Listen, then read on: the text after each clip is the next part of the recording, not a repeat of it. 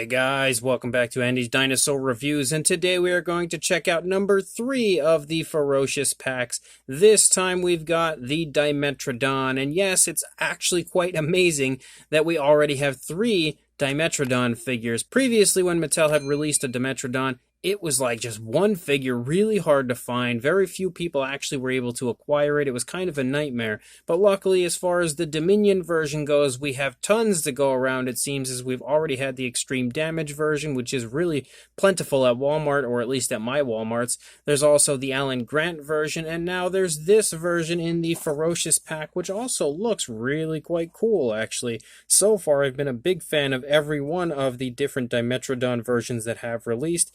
Definitely loving this one. As far as the packaging goes, again, as always, it's your standard when it comes to the Dominion line, and then here on the back you can see the images of the other figures that are in this wave of Ferocious Packs, which are the Rugops we've already reviewed, the Nasutoceratops we've already reviewed, of course this Dimetrodon, and the Atrociraptor. Now that Atrociraptor actually looks like it is the same version that was in that Owen Escape set, but it's actually a little different, and I'll have a review up of that one coming very soon to show you the differences between that one and the Owen Escape set version.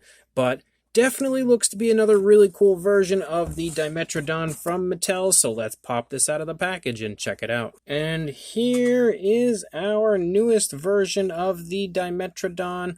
Again, I love the greenish color scheme for this, similar to the extreme damage. We have a beautiful tone of green for the body of the Dimetrodon, and you can also see that we have some nice coloration up there in the sail area. It's another one of those instances where the figure, of course, has that kind of Mattel style, where like the later part of the figure isn't painted, but really with this type of a figure, like with the sail painted so nicely, you only really don't have paint here on the tail, and the tail does actually have kind of like a speckling to it, so it almost looks like the figure as a whole is fully painted, which many Mattel figures don't have that look.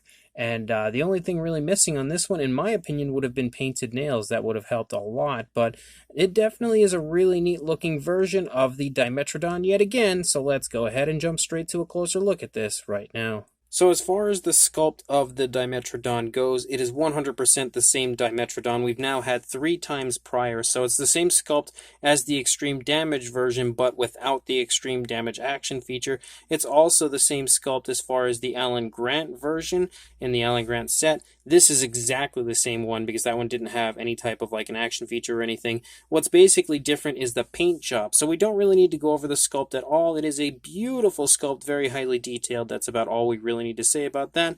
If you want to see a more detailed look at the actual sculpt of the figure, you can of course check out the reviews prior. But as far as the paint job goes, what differentiates this one from the other ones, first of all, would be the tone of green we have. We have a really nice light tone of green for the majority of the body, and personally I think it looks really nice. I think it's a pretty naturalistic tone of color for a Dimetrodon, and I do like the coloration because it's sort of similar to what we see on the Dimetrodons in Jurassic World Dominion, as they are a greenish tone. Although they are a much darker green, it's still cool to see Mattel keeping up with that green theme with the Dimetrodon. Up here on the face, though, you can see we have some nice splotchy brown, kind of runs over the top of the snout of the Dimetrodon, runs down here, and then heads up under the eye socket area, just kind of splotches and designs around. It looks pretty cool overall. And then you, of course, have an articulated jaw, if I can open it up.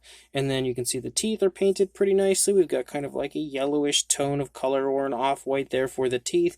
Nice realistic tone of color on the inside of the mouth, almost like a maroonish tone on the inside of the mouth there. And you can see the tongue as well is painted pretty nicely. You can also see that we have a nice gloss coat included there on the inside of the mouth. The eye is a green as well, but it's a light green, and even lighter green it looks like than the main body color green, but I'm not a huge fan of the fact that we have a light green for the eye. I feel like it just doesn't stand out as nicely as it could. It looks okay, but in my opinion, it would have been better to have a different tone of color for the eye color. We also have a creamy coloration, kind of like an off-white here for the lower jaw, running down into the throat region, but it tapers off really quickly, never even makes it through the entire throat of our Dimetrodon. And you can also see that we have a very strong speckling through the course of the figure, and that speckling honestly is everywhere.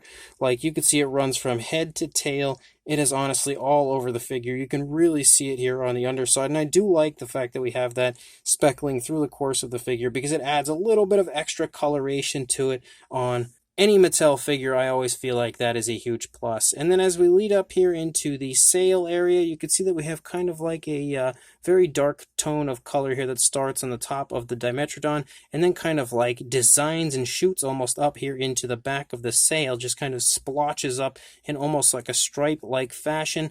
And then we have like a very dark reddish brown coloration for the upper part of the sail. And again, with darker tones of color like this, you sometimes wouldn't expect it to look so nice, but it actually does look really quite nice. I feel like it looks very natural and overall meshes together really well. And then of course you have the Jurassic Facts code if you would like to add the Dimetrodon to your collection as far as this Ferocious Pack version goes. And you can see everything over here again looks pretty much the same. See what the eye paint looks like. It's nicely placed, kind of. I mean, it's a little off, but for the most part it looks good. I personally just would have liked a different tone of color. It just meshes too much with the main body color. It almost looks like the eye doesn't have coloration outside of the pupil, even though I can see it is a different tone of green. It just almost in some lights doesn't look like it does have a different tone of color. But overall, I really do quite like this Dimetrodon. Definitely another really fun one, and another very nice naturalistic looking Dimetrodon from Mattel. As far as articulation goes, it's just pretty much like the Dimetrodon from the Alan Grant set. So we have the articulated jaw. You can also swivel the neck very nicely. You can go all the way upside down. You can also go down. You can also go up. So pretty nice articulation there. We also have the articulation of the legs, forward and back on the front leg, forward and back on the rear leg, and then the articulation in the tail, which is very, very stiff, but we do have a swivel tail. I will say that even though the coloration and everything looks nice, I'm not a huge fan of the fact that the sail is this greenish tone up here, and you can slightly see it here at the end. I wish they would just combine the color through the entire figure, but again, they don't. It does look, in my opinion, it looks nicer with the head up like this because the sail almost looks like it's complete, whereas if you put the head down like this, now there's this area that disconnects the sail. So I feel like the Dimetrodon probably looks the best in this vantage point, this display. But as far as a size goes, it's going to measure exactly the same as the previous Dimetrodons. For a length, you are looking at right around the 7.5-inch range, or about 19 centimeters. And then for a height, about 3.5 inches, or a little over 9 centimeters, closing in on 9.5. For a size comparison, there is Mr. Papo T-Rex, the Attack Pack Colovosaurus, and Robert Muldoon from the Mattel Jurassic World toy line next to our Ferocious Pack version of the Dimetrodon. And you can see again that it sports the exact same size as the previously released Dimetrodons. And to show you that, there is our Dimetrodon gang, and you can see all three of the different Mattel Dimetrodons that have released up until this point. You can also see that this one here, the newest Ferocious Pack version, looks very close as far as the tone of color goes to the Extreme Damage version.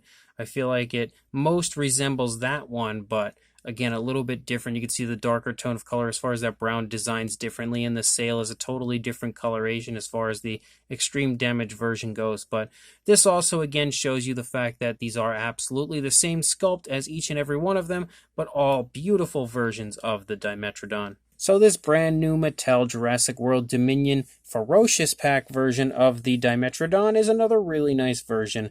Again, I'm a huge fan of the sculpt of this one, and I feel like as far as screen accuracy goes, I feel like they really nailed it as far as the appearance of this Dimetrodon. And anytime they achieve what I would imagine would be a pretty close appearance as far as screen accuracy goes, it is definitely a nice figure. And that's again what we have here with this Dimetrodon. Very, very highly detailed overall. Extremely beautiful, very vibrant, fine detail throughout. But again, the sculpt is the same as the previous few, so the coloration is the only thing honestly different about this one compared to any of the previous ones. There isn't really any type of like an action feature or anything to this, because being a Ferocious Pack, they're usually just straight up articulated figures, and that's exactly what this one is.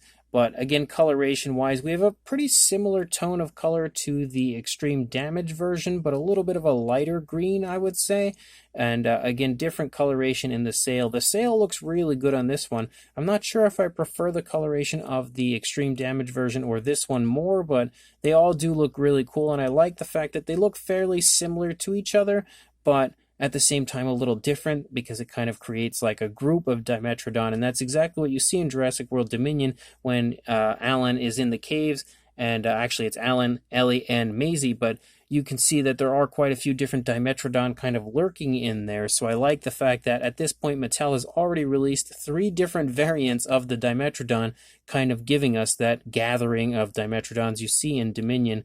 And again, all of the coloration on this is very nice and naturally applied. All of the tones of color look great. You've also got some beautiful articulation on top of everything. So as a whole, this is another really nice figure from Mattel for the Jurassic World Dominion line, and potentially my favorite version of the Dimetrodon yet. I really think it's very close, if not my favorite. I think the Alan Grant set might be my favorite overall, but this one here would probably be my second favorite. Definitely, again, another really cool figure. So if you are interested in picking this up, make sure you head to your local Target or Walmart, as it's definitely showing up in Targets and should be at Walmarts very soon. And make sure you like, comment, and subscribe, and I will see you in the next review. Thanks for watching.